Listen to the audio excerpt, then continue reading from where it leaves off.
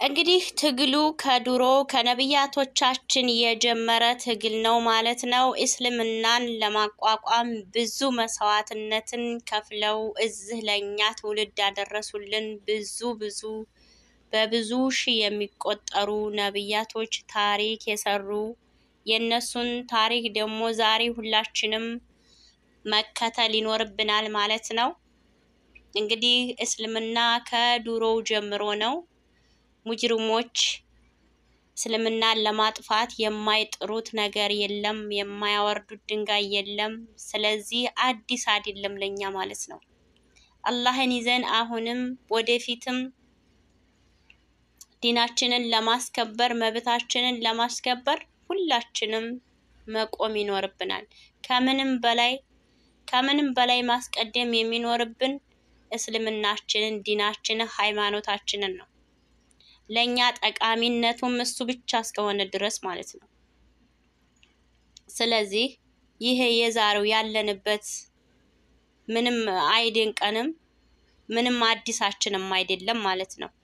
የነብያቶቻችንን ታሪክ ካወቅን ይህ አሁን ያለንበት ለኛ ምንም አይመስለንም። አላህን ይዘን ነገም ዛሬም መብታችንን እናስከብራለን ማለት ነው። ስለዚህ አይዞን አይዟችሁ እላለሁ ማለት ነው። ፍትህ እንጠይቃለን። በአላህ ፍቃድ ደግሞ ሁሉም ነገር ኢንሻአላህ መብታችን ተከብሮ ዲናችን አስከብረን የምንኖር ሙእሚኖች አድርገን። አሰላሙ አለይኩም ወራህመቱላሂ ወበረካቱ። ውድ የተከበራችሁ የፋጥማ ቲዩብ ቻናል ተከታታይ ውድ ቤተሰብ እንዴት ናችሁ? ሰላም ናችሁ ወይ? ሰላማችሁ ይብዛ። በያላችሁበት ሰላም ሆኑልኝ። አላህ ሰላሙን ያምጣልን፣ ሀገራችንን ሰላም ያድርግልን። ሁሉንም ነገር አላህ ፈረጃውን ለሁሉም ነገር ፈረጃውን ቅርብ ያድርግልን እላለሁኝ። ዛሬም እንግዲህ እንደተለመደው የነብዩላህ ዳውድ አለይሂ ሰላም ታሪክ ይዤላችሁ መጥቻለሁ ማለት ነው። አብራችሁኝ ቆዩ። ላይክ ሼር እያደረጋችሁ ቪዲዮውን ጀምሩ ማለት ነው። ላይክ ሼር እያደረጋችሁ እንዲሁም አስተያየታችሁን እየሰጣችሁ ለምታበረታቱኝም ጀዛኩም አላሁ ኸይረን ከልብ ነው የማመሰግነው። ኢንሻአላህ የነብዩላህ ዳውድ አለይሂ ሰላምን ታሪክ ሙሳ አለይሂ ሰላም ከሞተ በኋላ እስራኤላውያን ለረጅም ዓመታት በፍልስጤን ምድር በሰላም በመኖር ላይ ላሉ ከሃዲያት እና ጥጋበኞች አፍንጫቸው ላይ ወጥቶ አላህን ማምለክ አሻፈረን ብለዋል።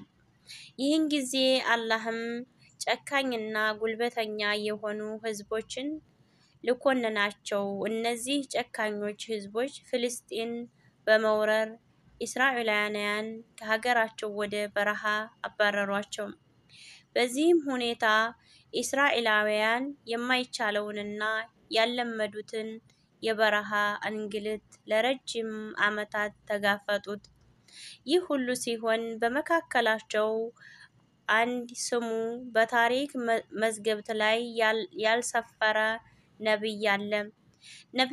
ነብያቶች ቁጥራቸው 124,000 ናቸው። ከነዚህ ውስጥ ለኛ የተጠቀሱልን 25 ብቻ ናቸው። ለዚያ ይህን አሁን ያልኩትን ነብይ ስማቸው ካልተጠቀሱለት ነብይ አንዱ ነበር። እስራኤላውያን የበረሃን እንግልት አላስችል ሲላቸው እዚህ ነብይ ዘንድ በመምጣት ተበዳዮች አይደለንምን አሉት። ነብያቸውም ናችሁ አላቸው። እነሱም ከቤቶቻችን ጋር ከቤተሰቦቻችን ጋር አልተፈናቀልንም አሉት። ነብያቸውም ተፈናቅላችኋል አሏቸው። እነሱም ለዚህ እንግልት ሁሉ ያደረገን የበደለንና ያሰቃየን ሀገራችንን የወረራት ጃሉት የተባለ ንጉስ መዋጋት እንፈልጋለን አሏቸው። ስለዚህ አንተም የጦር መሪ ሹመልንና ጃሎንን እንዋጋ አሉት። ነብያቸው በባህሪያቸው ስለማያውቁ ለመዋጋት ዝግጁ መሆናቸውን እርግጠኛ ናችሁን አሏቸው። እነሱም ከሀገራችን ተሰደን ከቤተሰቦቻችን ተፈናቅለን ልጆቻችንን ይዘን በበረሃ ለበረሃ እየተንገላታን እንዴት ለጦርነት ዝግጁ አንሆንም አሉት። ነቢያቸውም በወረደለት ወህይ መሰረት አላህ ከመካከላችሁ ጣሎትን የጦር መሪ አድርጎ ሽሞላችኋል አሏቸው። ጣሎት ወጣትና የድሃ ልጅ ቢሆንም ግን ጠንካራና ብልህ ነበር። የጣሎት የዘር ሐረግም ከቢንያም ነበር። ይህን ሲሰሙ ለምንድን ነው ጣሎት የጦር መሪያችን የሚሆነው? እሱ እኮ ድሃ ነው። በዚያ ላይ መሪዎቹ የሚወለዱበት ቤተሰብ አይደለም አሉ። የአይሁድን ቤተሰብ ፈልገው ነበር። ነቢያቸውም አላህ ጣሎትን በብልሃትና በጉልበቱ ከእናንተ ውስጥ መርጦታል አላቸው። እነሱም እሺ ተአምር ያምጣልን አሉት። ነቢያቸውም የሱ ተአምር እንደ ሳጥን ከሰማይ መላእክት ተሸክመው ይመጣሉ፣ በዚያ ሳጥን ውስጥም የሙሳና የሃሩን ውርስና የልብ እርጋታም አለበት አሏቸው። እነሱም እንዴት አሉ።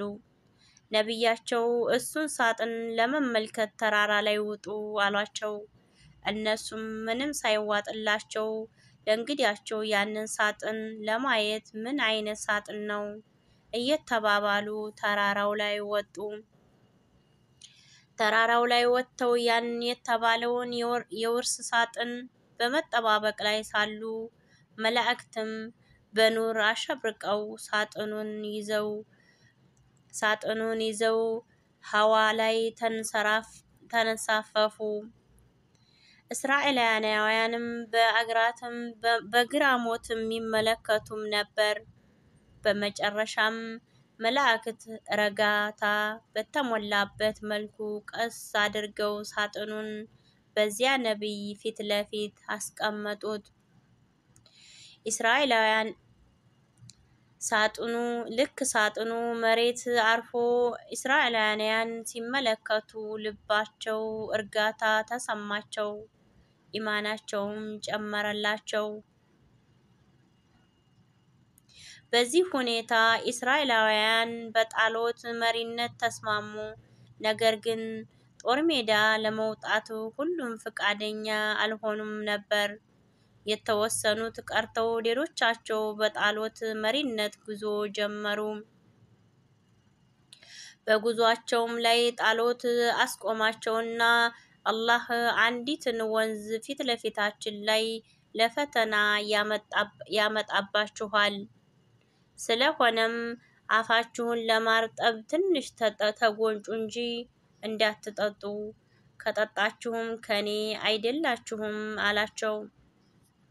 ያን ጊዜ በርካታ የወታደር ክፍል ውሃውን ድርግም አድርጎ በመጠጣት ከመሪያቸው ጣሎት ሲለዩ የጣሎትን የመመሪያቸውን ትዕዛዝ በማክበር ውሃውን ሳይጠጡ የቀሩትም 310 ምናምን ብቻ ነበሩ። ከዚያም ወደ ጦር ሜዳው ሲቃረቡ የጠላቶቻቸው ቁጥር እጅግ አዳጋች ነበር። ይህን ሲያዩ አንዳንድ የኢማን ደካማዎች ይህን ሁሉ ወታደር እንዴት ነው የምናሸንፈው? አዚመታቸውን ማውራት ሲጀምሩ ሙእሚኖችም ድል ከአላህ መሆኑን መከሩ። አሁን ሁለቱም የጦር ቡድኖች ሰልፋቸውን ይዘው ቆመዋል። ጃሎት የጠላቶች ሰራዊት ሲመራ፣ ጣሎት ደግሞ የሙእሚኖችን ሰራዊት ይመራል። ጦርነቱ ከመጀመሩ በፊት ጃሎት የብረት ልብሱን ለብሶ ከሰራዊቱ ወጣ በማለት ማን ነው ከኔ ጋር የሚገጥመኝ ሲል ተጣራ። ጃሎት በጣም ግዙፍ እና ጉልበተኛ የጦር መሪ ነው። ማንም አይደፍረውም። ይህን ጊዜ ሁሉም በጣም ፈሩ። እኔ ብሎ እሱን ሊታገል የሚወጣ ወንድ ጠፋ። ሁሉም እርስ በርስ ይተያያል። የሙእሚኖች ጦር መሪ የሆነው ጣሎት ይህን ጃሎትን ወጥቶ የተፋለመ ልጅን እድረዋለሁ፣ የእስራኤላውያን ንጉስ ይሆናል አሉ። በዚህ መካከል ነበር የዚህ ታሪክ ባለቤትና የበጎች እረኛ የሆነው ዳውድ ኢብኑ ኢሻ ኢብን ኡደይድ ኢብኑ አቢር ሰልፉን እየሰነጠቀ ወደ ጃሎት ወጣ። ይሁን እንጂ ንጉስና ሆነ የጣሎትን ልጅ ማግባት ፍላጎቱ አልነበረም።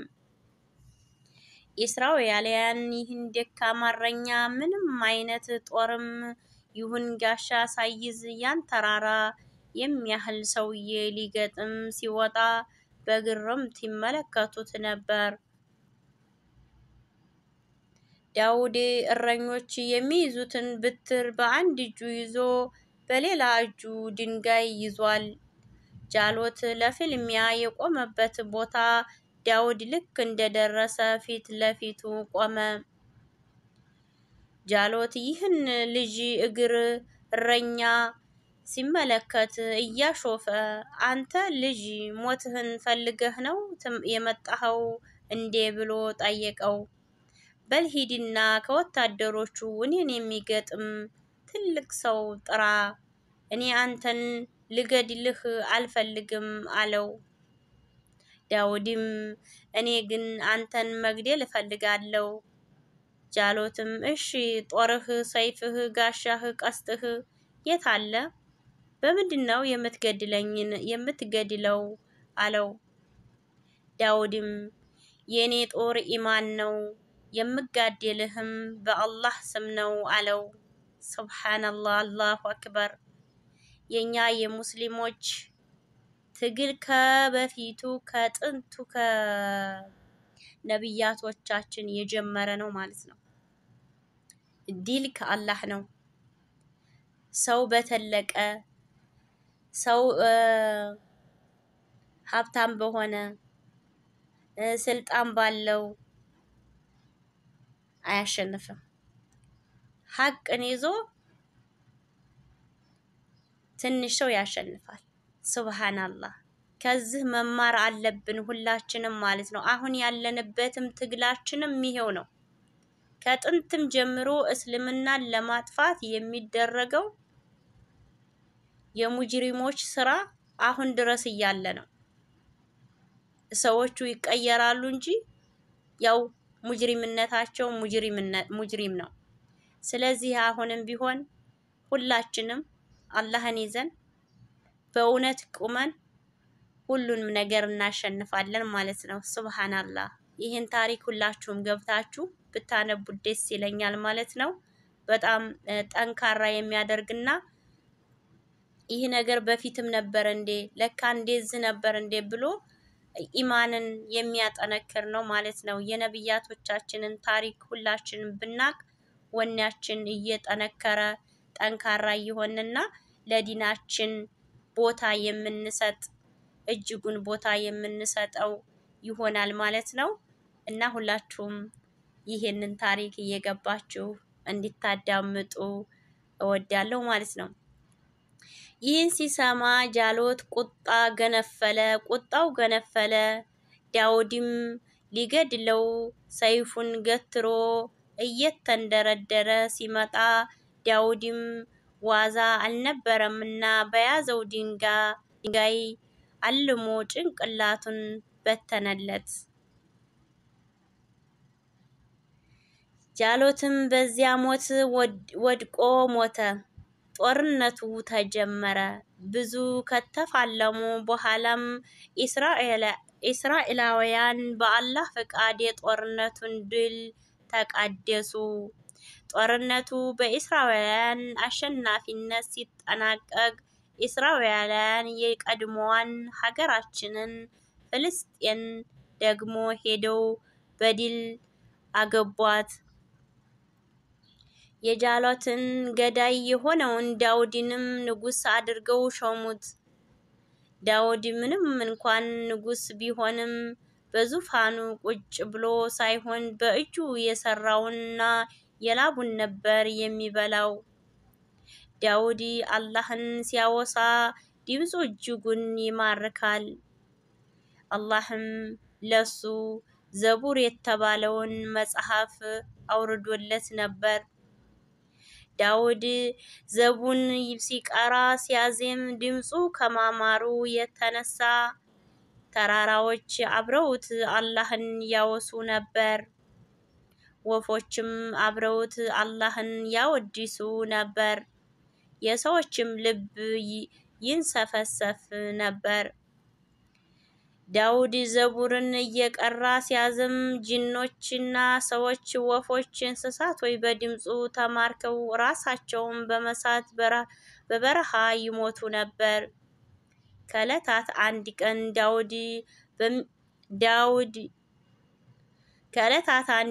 ዳውድ በሚህረብ ወይም ግላዊ የአምልኮ ቦታ ገብቶ ወታደሮቹን ማንንም ሊገባ እንዳይፈቅዱ ብሎ በሩን ዘጋ። በዚህ ሁኔታ ላይ ጌታውን እያመለከ ሳለ ሁለት ሰዎችን ማህበር ውስጥ ቆመው ተመለከታቸው። በሩን ሲያዩ በሩ ዝግ ነው። ሰዎቹ ከየት እንደመጡ ግራ በመጋባት ሲመለከታቸው ሁለቱ ሰዎችም ጠጋ ብለው ዳውድ ሆይ አትፍራ፣ እኛ ተከሰን እንድትፈርደን ነው የመጣነው አሉት። ይሄ ወንድሜ 99 በጎች ሲኖሩት ለኔ ደግሞ አንድ በግ ናት ያለችኝ፣ እሷን ስጠኝና 100 ሙላልኝ ብሎ እያስገደደኝ ነው በማለት አንደኛው አስረዳው። ዳውድም የተከሳሹን ቃል ሳይሰማ አይ ይሄ እንኳን አንዱን በግህን ስጠኝ ብሎ በማስገደዱ በእርግጥ በድሎሃል አለው። ይህን ጊዜ ሁለቱም ሰዎች ተሰወሩ። ዳውድም አላህ የሁለቱን ተከሳሾችን ቃል ሳይሰማ መፍረዱ እንደሌለበት ሊያስተምረው መሆኑን በመረዳት ሱጁድ አድርጎ አላህን ይቅርታ ጠየቀው። አላህ ለዳውድ ሱለይማን የተባለን ብልህና ሷሊህ ልጅ ረዝቆት ነበርና ከዕለታት አንድ ቀን ዳውድ ልጁን ከጎኑ አስቀምጦ ፍርድ ችሎት ላይ ሳለ ሁለት ሰዎች መጡ። ከሳሹ የዚህ ሰውዬ በጎች ማሳዬን ገብተው ያለውን አትክልት በሙሉ አወደሙብኝ ብሎ ክሱን አቀረበ። ዳውድም ወደ ተከሳሹ በመዞር ከሳሽህ የሚለው ትክክል ነውን? በማለት ጠየቀው። ተከሳሹም አዎን ብሎ መለሰለት። ዳውድ ከከሳሹ በወደመበት ማሳ ምትክ የተከሳሹን በጎች እንዲወስድ ፈረደለት።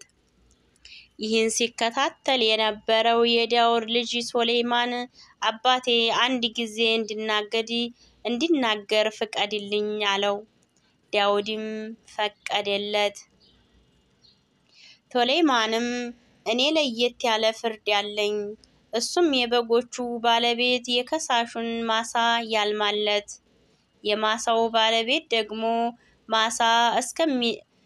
ማሳው እስኪለማለት ድረስ በተከሳሹ በጎች ይጠቀም። የበጎቹ ባለቤት ማሳውን አልምቶ ሲጨርስ ለማሳው ባለቤት በማስረከብ በጎቹን ከከሳሹ መልሶ ይውሰድ በማለት ተናገረ። ዳውድም ይህን ጥበባዊ ፍርድ ጥበብን የሰጠህ ጌታ ምስጋና ይገባው አለው። ዳውድ በተፈጥሮ ትንሽ ሲሪየስ ስለነበረ ከቤት ሲወጣ ማንም ቤቱ ማንም እንዳይገባ ሚስቱ ላይ ዘግቶ ነበር የሚወጣው። ከዕለታት አንድ ቀን ዳውድ እንደ ልማዱ ቤቱን ዘግቶ ወጣ። ሚስቱም ዝም ብላ ቤቱን እየተዟዟረች ሳለ አንድ ሰውዬ ቤቱ መሃል ላይ ጸጥ ብሎ ቆሞ ስትመለከታቸውና አንተ ማነህ? በቤት በኩል ገብተህ ነው? ወላሂ ዛሬ ዳውድ ይመጣና አዋርድሃለሁ አለችው። በዚህ ሁኔታ ላይ ሳሉ ዳውድ ቤቱን ከፍቶ ገባ። ሰውየው ግን ንቅንቅም አላለም። ዳውድም በቁጣ ማነህ አለው። ሰውየውም እኔ ንጉሶችን የማልፈራ የግርዶሾችንም የማልፈራ የሆንኩ ነኝ አለው። ዳውድም አሃ መለከት ሞት ነህ፣ እንኳን ደህና መጣህ የአላህ መልእክት ብሎ ከተቀበለው በኋላ ዳውድም በተወለደ በ100 ዓመቱ በዕለተ ቅዳሜ ከዚች ነብይነት ነፍሱ ተላቀቀች። ማታውኑ ጅናዛው ታጥቦ ካደረ በኋላ በነጋታው ለቀብር ብዙ ህዝብ ተሰበሰበ። ያንን ቀን 40 ሺህ ባህታውያንና በቀብሩ ስነ ስርዓት ላይ ተገኝተዋል። ህዝቡ ቀብር ቦታ ላይ ሳለ ከፍተኛ የፀሐይ ሐሩር መውረድ ጀመረ። ሱሌይማን ዘንድ ሄደው ፀሐይዋን አልቻልንም፣ አንድ ነገር አድርግልን አሉት። ሱሌይማንም አዋፍን ሁሉ ጠርቶ ህዝቡን ከፀሐይ እንዲያስጠልሉ አዘዛቸውና በጣም ብዙ ቁጥር ያላቸው አዋፍ መጥተው ሰማዩን እንዳይታይ አድርገው ህዋ ላይ በመንሳፈፍ ሞሉት። ወፎቹ ህዝቡን ለማስጣል ሰማያዊ ሙሉ በሙሉ ሲመለከቱ ሰው ትንፋሽ ያጥረው ጀመር። አሁንም ሰው መላ በለን ብለው ሱሌይማንን ሲያናግሩት ሱሌይማንም ወፎቹን ፀሐይዋ ካለችበት አቅጣጫ ብቻ እንዲሆኑ አዘዛቸው። የነብዩላህ ዳውድ አለይሂ ሰላምን ታሪክ በዚህ እንጨርሳለን። ቀጣይ ያለውን ፕሮግራም በሌላ ጊዜ ይዘንላችሁ እንመጣለን ኢንሻአላህ። እንግዲህ ከዚህ ታሪክ እንዳያችሁት እስልምናን ለማቋቋም የዱሮ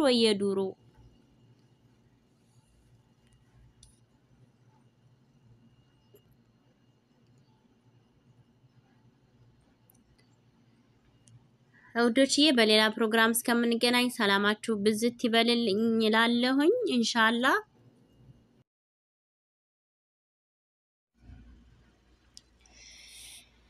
እንግዲህ ትግሉ ከድሮ ከነብያቶቻችን የጀመረ ትግል ነው ማለት ነው። እስልምናን ለማቋቋም ብዙ መስዋዕትነትን ከፍለው እዚህ ለኛ ትውልድ ያደረሱልን በብዙ ሺህ የሚቆጠሩ ነብያቶች ታሪክ የሰሩ የነሱን ታሪክ ደግሞ ዛሬ ሁላችንም መከተል ይኖርብናል ማለት ነው። እንግዲህ እስልምና ከድሮው ጀምሮ ነው። ሙጅሪሞች እስልምናን ለማጥፋት የማይጥሩት ነገር የለም፣ የማያወርዱት ድንጋይ የለም። ስለዚህ አዲስ አይደለም ለኛ ማለት ነው። አላህን ይዘን አሁንም ወደፊትም ዲናችንን ለማስከበር መብታችንን ለማስከበር ሁላችንም መቆም ይኖርብናል። ከምንም በላይ ማስቀደም የሚኖርብን እስልምናችንን፣ ዲናችንን፣ ሃይማኖታችንን ነው። ለኛ ጠቃሚነቱም እሱ ብቻ እስከሆነ ድረስ ማለት ነው። ስለዚህ ይሄ የዛሬው ያለንበት ምንም አይደንቀንም፣ ምንም አዲሳችንም አይደለም ማለት ነው። የነብያቶቻችንን ታሪክ ካወቅን ይህ አሁን ያለንበት ለኛ ምንም አይመስለንም። አላህን ይዘን ነገም ዛሬም መብታችንን እናስከብራለን ማለት ነው። ስለዚህ አይዟችሁ እላለሁ ማለት ነው። ፍትህ እንጠይቃለን። በአላህ ፍቃድ ደግሞ ሁሉም ነገር ኢንሻአላህ መብታችን ተከብሮ ዲናችን አስከብረን የምንኖር ሙእሚኖች አድርገን እያልኩኝ በዚህ ጨርሳለሁ ማለት ነው የዛሬውን ፕሮግራም። በሌላ ፕሮግራም እስከምንገናኝ ሰላማችሁ ብዝት ትርፍ ይበልልኝ። አሰላሙ አለይኩም ወራህመቱላሂ ወበረካቱ።